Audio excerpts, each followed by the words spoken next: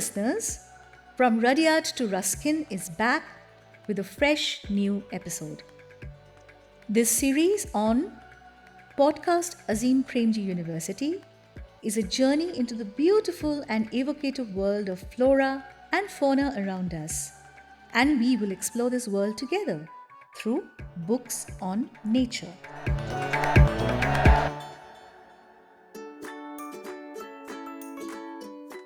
My name is Aditi, and I am your guide through this web of stories, captured in verse, prose, and illustrations. Our first few episodes were about different aspects and features of the natural world: seeds, leaves of plants and trees, the social network of forests, and a unique little mammal called the pangolin.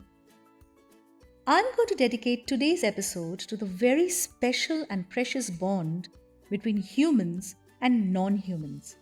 And that's why I have chosen an inspiring, real-life story from one of India's remotest corners, the stunningly beautiful state of Arunachal Pradesh. Arunachal is blessed with rivers, mountains, wildlife, ancient tribes, and ethnic culture.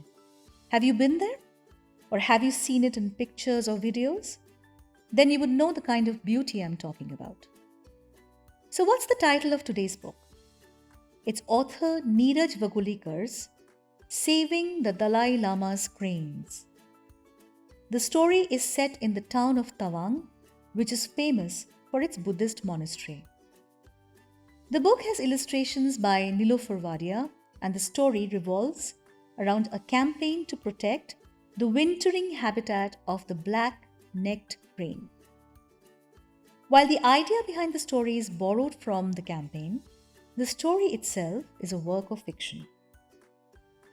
This campaign is led by a young monk and his friends who come together to save the home of the black-necked crane. Like a good action-packed movie script, the storyline of this book takes many twists and turns. And there are many moral dilemmas for the youngsters who decide to stand up for a cause. The book opens with an image of Tawang Monastery. The protagonist of the story is Tenzin. Tenzin is a student at the Tawang Monastery. One day, Tenzin receives a distress call from his friends, Pema and Tara. They inform Tenzin about a new dam project that would affect the wildlife in the region.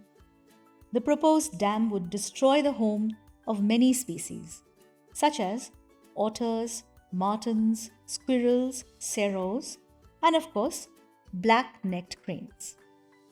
The black-necked crane is an endangered species, and the dam would wash away one of the only two places in India where it spends its winters. So Tenzin, Pema, and Tara are in a race against time to save their beloved bird and the picturesque Nyamjang Chu River. I must add that this crane holds a special place in the heart of the Monpa tribe of Arunachal.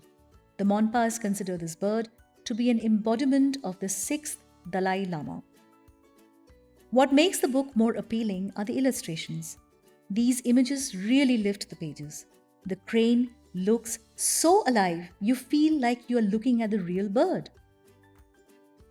The story also puts forth the complex issue of environmental governance in a simple manner for young readers. On the one hand is the lure of so-called development, which is bulldozing its way into a pristine world. On the other hand is a fragile ecosystem that rests on the bond between humans and nature. The conflict that arises from the clash between these two worlds is something that children and young adults will relate to.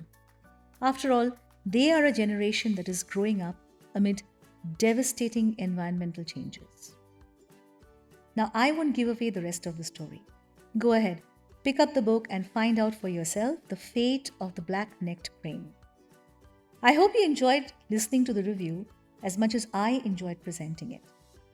From Rudyard to Ruskin will be back with more episodes. The series is a part of podcast Azim Premji University. You can find us on multiple platforms: SoundCloud, YouTube, Spotify, and others. To know more about Azim Premji University, follow the link below.